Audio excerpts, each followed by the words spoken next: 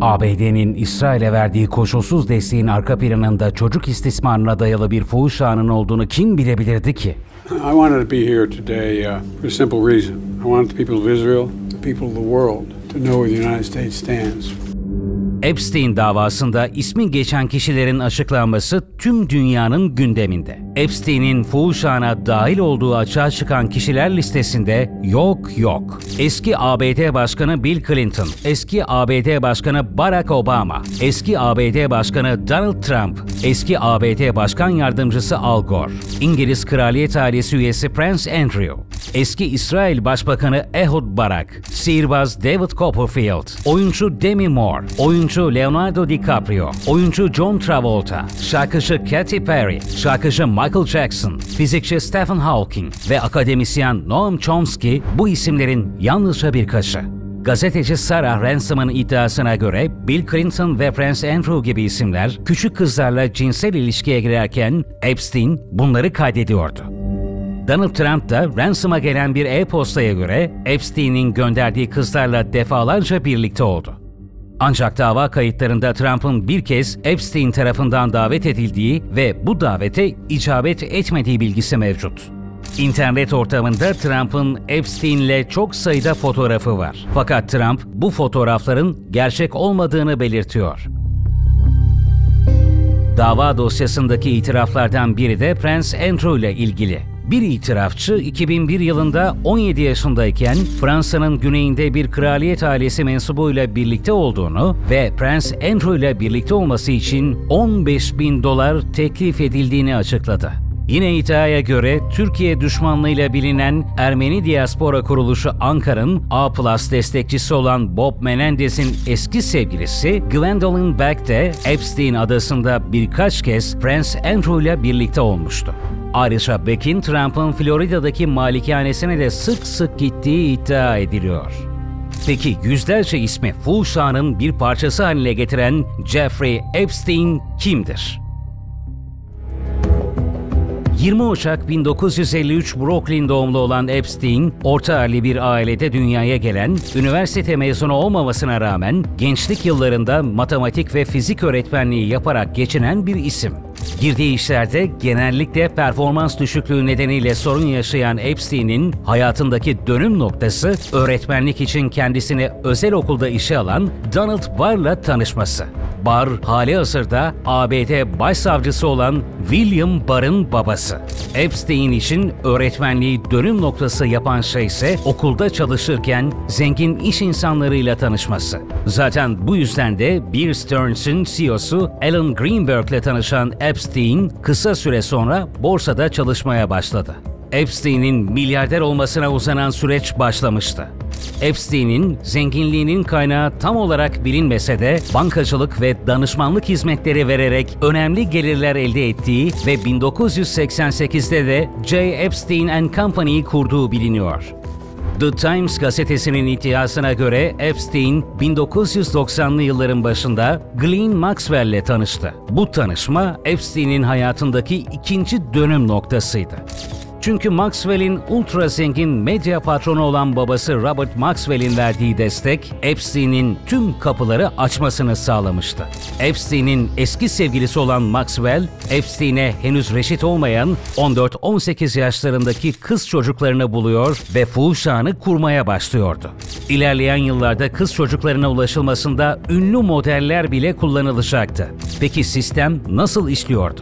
Epstein'in Virgin Adalarında kendisine ait olan Epstein Adası'nda farklı yerlerdeki malikanelerinde ve yatlarında dünya ünlü sanatçıları, siyasetçileri, gazetecileri, yazarları ve bilim insanlarını misafir ettiği ve bu kişilerin sürecin asıl mağduru olan yani istismar edilen çocuklar ve kadınlarla birlikte olmasını sağladığı bir düzen kurmuştu. Epstein, bu kişilerin cinsel birliktelik yaşadığı anları kameraya çekiyordu. Meselenin kritik noktası da burası. Çünkü Epstein'in eski kız arkadaşı olan Maxwell'in babası yalnızca zengin bir medya patronu değil, aynı zamanda Mossad personeliydi.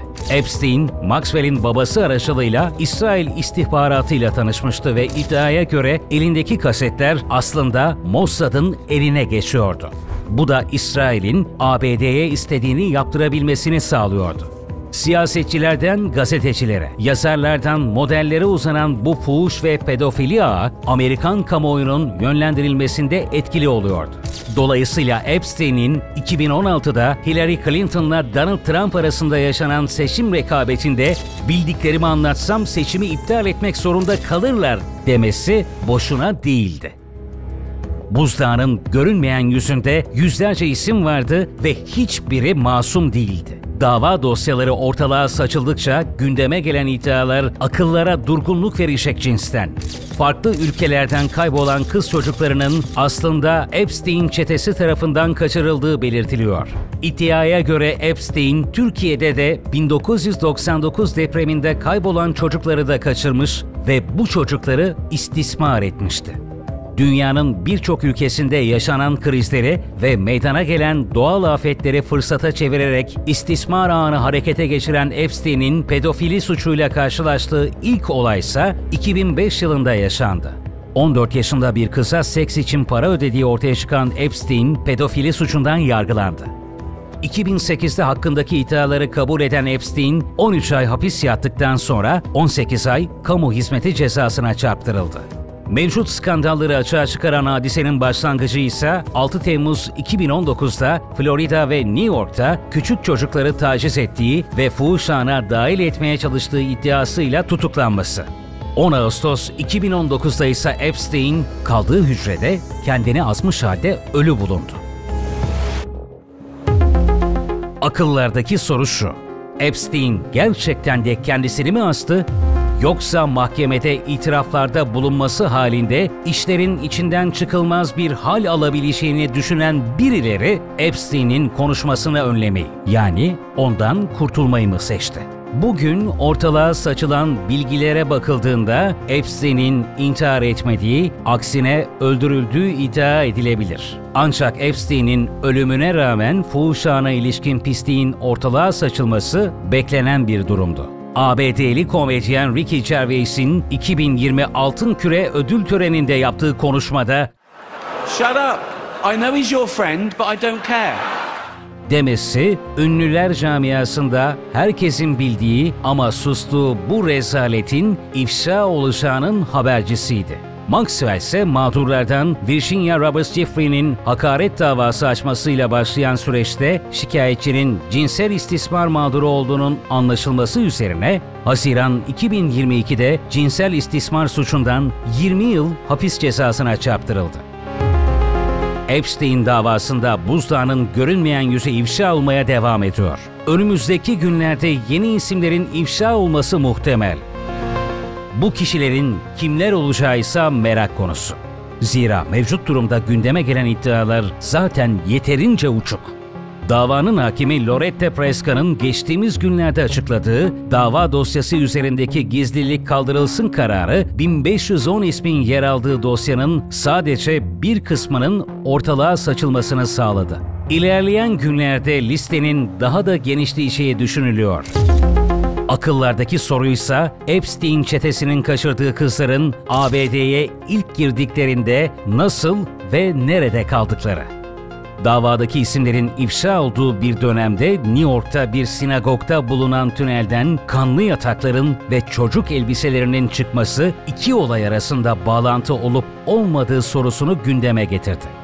Bu konuda somut bir delil olmasa da Mossad'ın bir Yahudi cemaatini kullanmış olma ihtimali var ve belki de Mossad'ın Amerikan siyasetine müdahale ettiği tek fuhuş ağı Epstein'in yönettiği ağ değildi.